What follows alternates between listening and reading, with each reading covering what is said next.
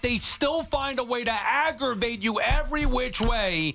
And after giving it some thought this weekend, while the Mets are flailing and fumbling all over themselves and blowing games left and right, embarrassing themselves, and the Yankees are rolling right along, the machines that they are with Soto and Judge, there's one move. There's only one move that they can possibly make that is going to make this better and make me feel better. And that's Juan Soto. That's it. We've talked about it. I know we have to wait months until he hits free agency. Anything less than Juan Soto for Steve Cohen and his Mets, it is an utter disaster, and I can't take it anymore. Dude, it's bad. All right, so when you say that would make you feel better, meaning aesthetically it would look better or they'd become a good team? No, at least it would make me feel like they're a real organization. The only thing that they've been able to hang their hats on is Steve Cohen's money, right? Because the results haven't really been there outside of the 1 year, which was proven to be an aberration. So it's all about Steve Cohen's money. Well, his money is worthless if you can't get the top guys. Juan Soto is going to hit the free agent market and be a top guy. Forget the fact for a second that he's a Yankee, because in reality, that shouldn't impact things. It might where he decides to stay with the Yankees, but in reality, all free agents should be created equal. They get in the free agent market, everybody's got a chance. That's where Steve Cohen's got to do his work, because everything else sucks about this team. That's it. I can't take it. I'm checking my score. I see Diaz blows another one. And then I'm thinking, why is he in the game in the first place? You know what I thought? Because they have no other options. He's got to be the closer. They are a mess. It's Memorial Day, BT. We're not even going to have a season where they're going to be 500. They stink. The only way out, not to make them better, but to get the big fish. Yeah, in a little bit you steal them away from the Yankees, and at least give you hope moving forward to build a better ball club. Yes, that's why Soto's the only answer. I think the Mets are in the absolute worst place that you can be as a team. They are bad. They are boring, they have bad contracts, and they have overrated stars. And Juan Soto's not fixing that. The perception-wise, yeah, it'll be a night. And I'm not going to rule it out, by the way. There are some Yankee fans out there. Now, I don't think he's leaving, but I do think that the arrogance level, we got the sackometer, we got the arrogance-ometer or whatever, is a little too high for the Yankee fan perspective. There's no chance he's going to leave. I don't think he's going to leave, but I can leave the door open a little bit. If you have this cavalier offer that's $150 million more than the Yankees, I think you would be foolish to say that the Mets have no chance. But even if he went to the Mets, this is not like LeBron going to a different team or any other megastar in the NBA rerouting and going to save a drowning franchise. There are hundreds of all-timers, starting with Ernie Banks, just the first one that comes to mind, of all-time transcendent baseball players who were on dormant, morbid, pathetic franchises because one guy can't do that much. In baseball, and same in football. In the NBA, you could. If you have an all-time goalie, we'll get to the Rangers later. Sick win. Wow. We'll get to them later. The goalie can kind of elevate, a moribund product just to be competitive. Juan Soto's not changing anything. The contracts stink. Lindor's pitiful. Alonso trade him. This team stinks, dude. Which is why they are broken. Yeah, which is why I guess it makes me even more angry. And it's Soto's the only thing that might give me some satisfaction. Like you said, for multiple reasons. Number one, because it'd be bringing in a great player. Number two, take it away from the Yankees. And I do think perceptually it's a big deal. If Steve Cohen is able to land Juan Soto, it does change the perception entirely. He not only gets the big fish, he gets the big fish in his prime, one of the best players in the game, and he steals them away from the Yankees. Now, these are obviously all major ifs. That's why I think it's even more like, I'm telling you that the only way that I might feel better about the Mets is if they get Juan Soto, which almost seems like an impossibility. It's not impossible, and I still do think they're going to get him. But regardless of that, you're overcoming a lot to be able to get him. And even if they do, they still have ways to go. We are now in a very down period. Now, I still do believe in some of the farm system. Ultimately, we get to see it pan out. Who the hell knows? I mean, let's say 4 of these guys come up. Is one of them going to be good? And even not the way they're playing so far. Well, even if it is, Francisco Lindor, who I like and try to believe in, guy's hitting 200. June's Lindor. Next week, he's hitting 200. Alonso, to your point. McNeil, even Nimmo, who I like, and I think is a good offensive player. He's had an awful season, What's Nimmo. he doing? Come on, he's been terrible. Diaz is shot. What are the Mets hanging there? Senga can't get healthy. Nothing. What is there? They're broken. they're broken.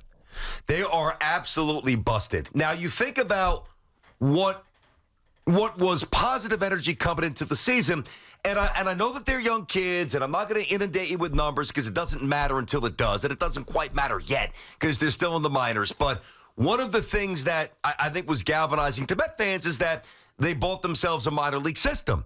And, I went back, whether it's MLB Pipeline, some other ones where, back in March, the Mets were thought to have certainly an ascending, not a top 3 or top 4 system, but an ascending minor league system where they had 4 prospects inside the top 100. Jed Williams was number 45. He's batting $179. Drew Gilbert, number 53, batting .240. Acuna, number 66, batting .250 with no home runs. He's got 2. And Ryan Clifford, number 97, is batting $143. That doesn't mean that they're all doomed. I'm not saying that.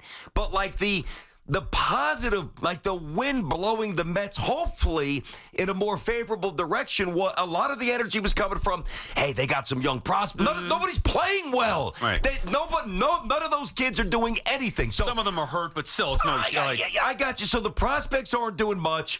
The Alonso deal. I mean, if you're still holding on to Pete Alonso's got to sign a 7-year deal because he's an all-time Met, you're out of your mind. I don't think anybody's there at this point. I can't imagine anybody really. I'm sure there's a few stragglers, but, man, people are jumping off the Alonso ship like rats scurrying for that last piece of cheese. I don't blame you because he ain't it. Same with the Lindor stuff. Same with the Diaz stuff. I mean, it is just a broken mishmash of unwatchable garbage at this point for the Mets. And, I'm not saying Juan Soto can't go there, and it will be a good press conference for the Mets fan. He ain't changing this. The Mets are bad again. They're bad. Which then makes me even think, is it worth going out there and giving them $700-800 million? They're bad. How does Vientos not beat that ball out? What was that, Friday night? Whatever. Think about what we're talking about here. That's a 6-hopper to third base. You're 25 years old.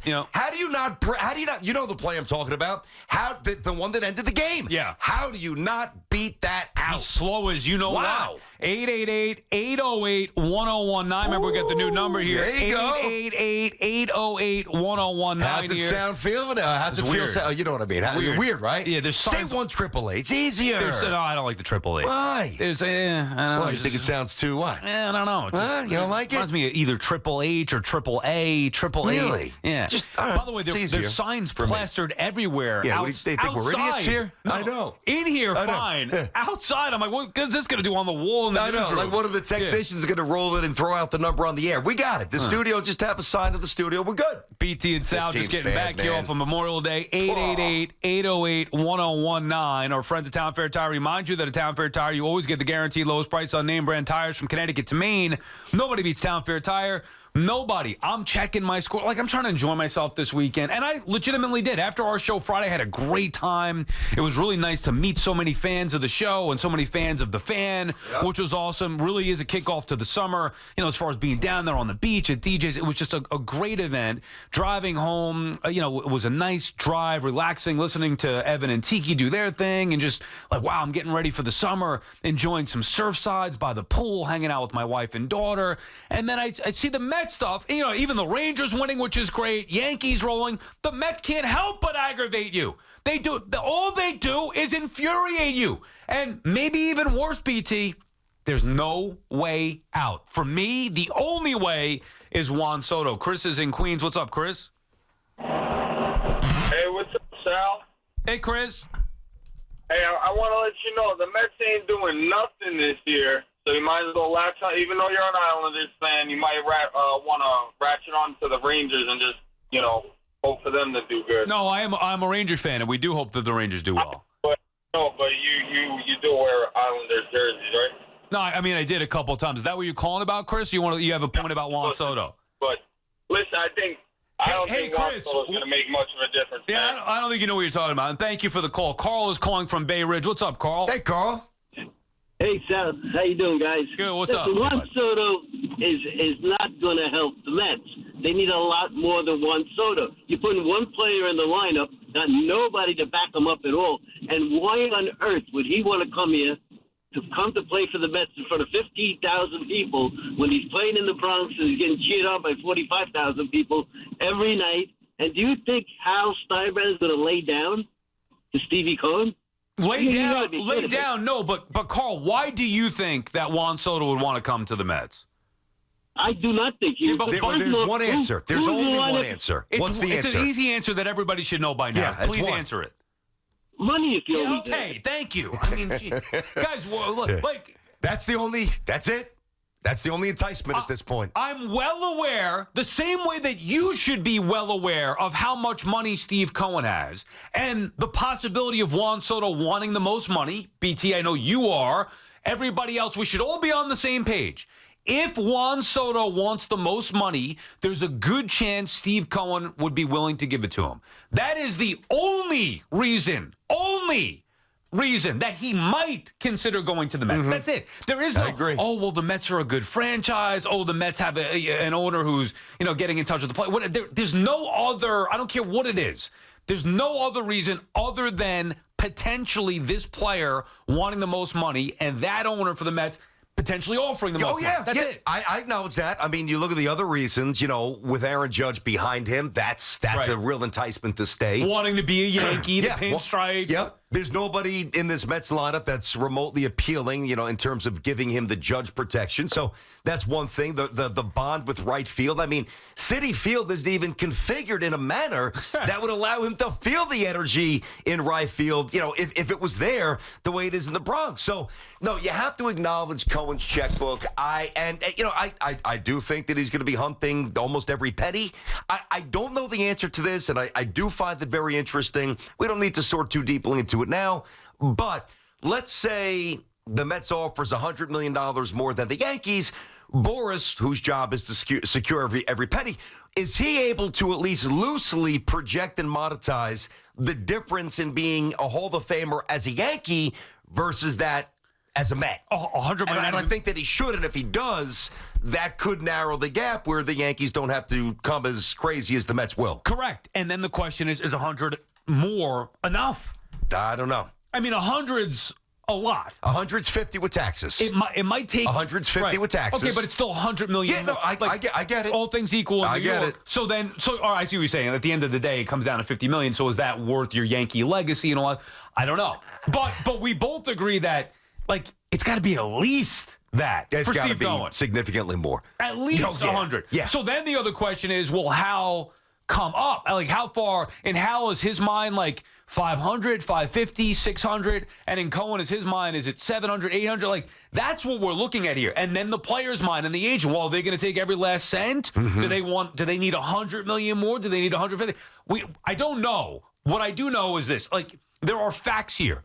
One, if it's about the money, the Mets are in play. If it's about anything else, it's the Yankees because there are a million reasons why he should be a Yankee versus potentially one with the Mets, which would be the most. Yeah, and I got to tell you, we talked about it a little bit last week. I thought the quote that was attributed to Hal Steinbrenner about the lack of sustainability with a payroll, I thought that was high. That was about, Wednesday-ish or Thursday of last week, right before the holiday, where I thought that was hijacked a bit and misrepresented. I agree with his core point. Number one, he's always said, and he's right, if you build the team the right way, and this was on Cashman for years, which he didn't build it the right way, you shouldn't have to flush out $300 million every year to be in play for a championship. Right. So he's right. It's not sustainable with Judge making the sick bank that he's making, Soto making what he's making, Garrett Cole, what he will make, I should say, what Garrett Cole's making, what Rodon's making to a lesser extent. Stanton's still there as well. That's why the players like Volpe, Dominguez, Spencer Jones, Clark Schmidt, Luis Gil,